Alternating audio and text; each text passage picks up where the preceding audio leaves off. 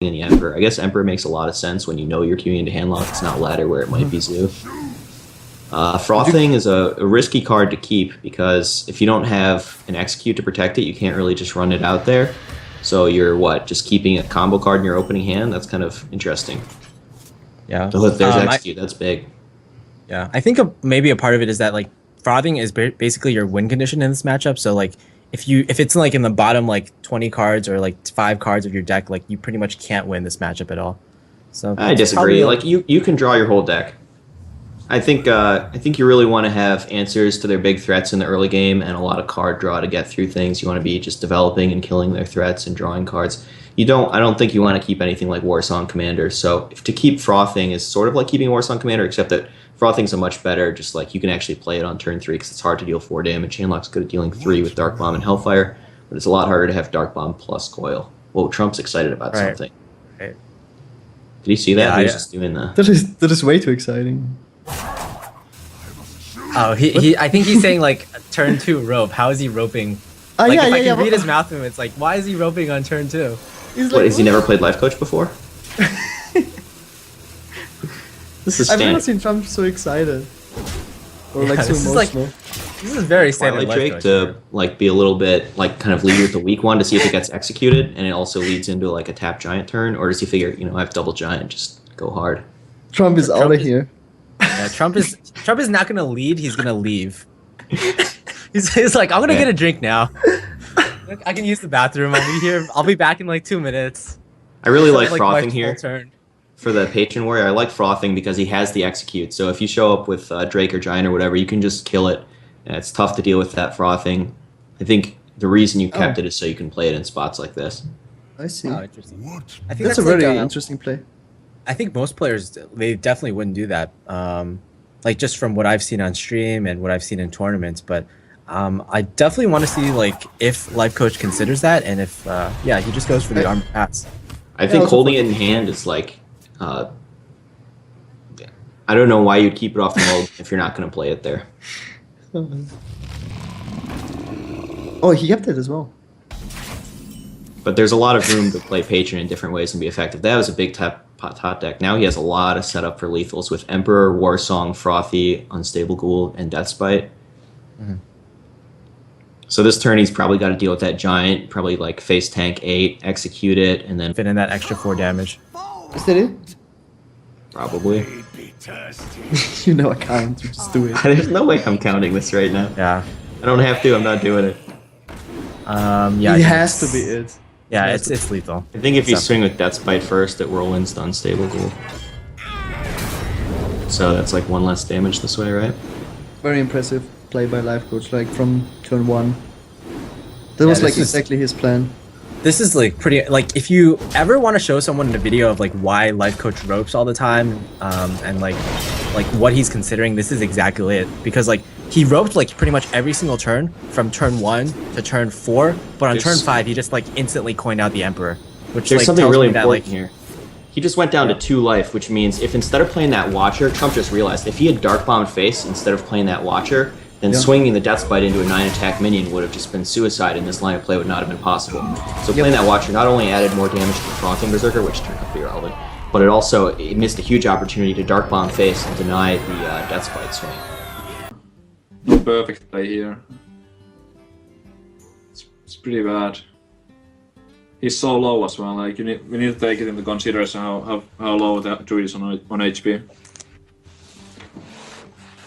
I mean, Belcher is kind of okay, and you can kind of guess that the warrior does not run an owl. Like, owl is not a common card in warrior right now. Yeah, I would probably Belcher and go face because you have no other option. Yeah, I think so too. You can't just like swipe face or Force of Nature fit. You could Force of Nature, kill off the 4/2, and then go face with the rest. I guess that's okay as well, but. I think Belcher's a little bit better. I think you die to too many things if you Force of Nature here and leave 10 damage up. You don't die to anything. That's actually, no, maybe that's not. Like Cruel Taskmaster and the weapon, something like that. But one Cruel Task is already played. Oh, maybe it's actually pretty good. Okay. Yeah. Doing it. Oh, whoa. He is trying to go for board after he just gave a Maz like... Oh, Did he get it in? Oh, no! my goodness! Oh no, no, no! That did not just happen. Oh, rope coach, why? Oh, taking his glasses His off. shades off. Fail fish. Stress is getting to him. Oh no. That must be devastating. I mean, the game was probably over anyways, but that's unfortunate. I don't know. Like, oh my goodness, that's really, really devastating. Just look at him. Well, the little bit of The half of him. half of the face. Shaking his head in disbelief. That happens. Yeah, I've done that too. It happens to everyone. It's not too big of a deal. It's just unfortunate. It really is. Well, if Amos leaves up to 7-7, I think you just trade everything. yeah, I mean, Don't care. yeah. How do you lose from there? If he goes for face, he actually loses the game, right? I think so. Amos is better than that. Mouse is better than that. It would have been game. It would have, I think. I don't maybe. There's some Armorsmith thingies, but still.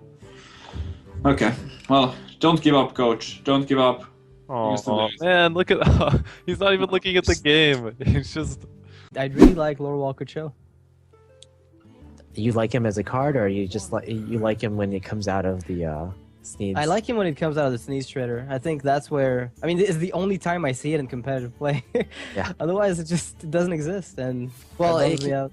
you can also get it from the piloted shredder. Right. True. You're right. You're right.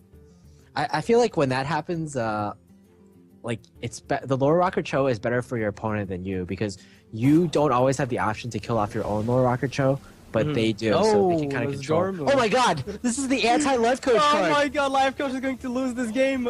Oh man! Lifecoach has to clear it immediately. Yo, Lifecoach, hurry up! Oh play my Sludge God! Bouncer. Hosty has figured out how to counter He Lifecoach. couldn't play his Sludge Bouncer and he facepalmed. Oh my God. Oh my goodness! This is actually This countering. is insane! Oh, Lifecoach! We are so sorry. Oh goodness, but he's fine though. He's got it. Oh, is he fine though? Does he have to equality this just to keep playing properly? Oh my God! I can't believe This is crazy. Oh no! This deck is insane. This guy's deck is insane. Okay, does he have to equality? I don't think so. I think you just use your Ashbringer on the 5/5 and then drop Sludge Bouncer, shield the mini bot, and forget about it.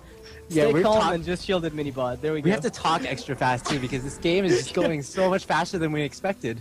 Yeah, and there's also 2 Acolytes of Pain, which are going to give card draw here for Hosty after he pops out his own Death Bite, which is going to be really important in this case. Get 2 card draws out of the Acolytes of Pain, that's going to be crucial. And it's going to take so long for him to get the card draw. You know, Sludge Belcher is also has great synergy with Nazdormu, because it forces your opponent to watch. Yeah, you force your opponent to watch the animation of Sludge Belcher dying. Yeah, and if you've ever seen this happen in a real game, you know how okay, no, he cannot possibly Iron Beak Owl this.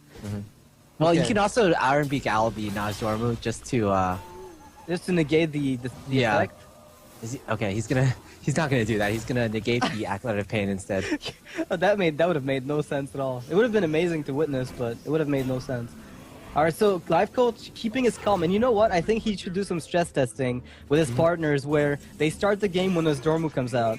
Or they put a timer next to him. 15 seconds, you've got to playtest this. It's kind of like hardcore training for Hearthstone.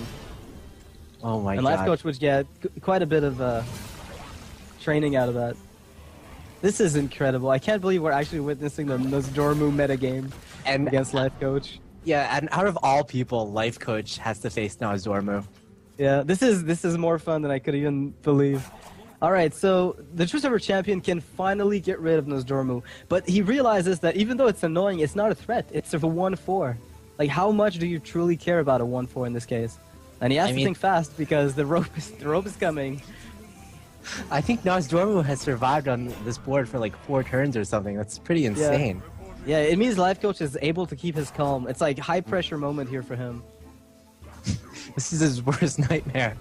And drawing cards with the Acolyte of Pain. The drawing card animation will also... Oh my God, another card draw. We'll this is supposed to be able to play everything. he'll be able to play at least a pilot shredder because you can cue actions faster than you can see them happen. But he won't be able to attack with the acolyte. Oh no, never mind. He is. Wait. Okay, he got everything through. Okay, everything worked out in the end. Okay, Hosty has incredible APM, is what we can gather from this. Yeah, you know what? And now actually, Lifecoach not in the as favorable a position as he was a minute ago. Yeah, it's all because of the Naj Dormo. He didn't get the sled belch down. He doesn't have as much time to think to make optimal plays. He's finally going to kill his Dormo. I think he can't deal with this. I don't know. He has to. Come on, let's be honest. He can't play this game as long as Nostromo exists. And there it is. Wait, I think Nemesis. I think that was not the optimal play, but I don't think that was the optimal play either. It was not. It wasn't. Not by a long shot. But the panic got to him, and he was like, "You know what? I can't deal with this. There is no way. This is crazy." Oh, Lifecoach.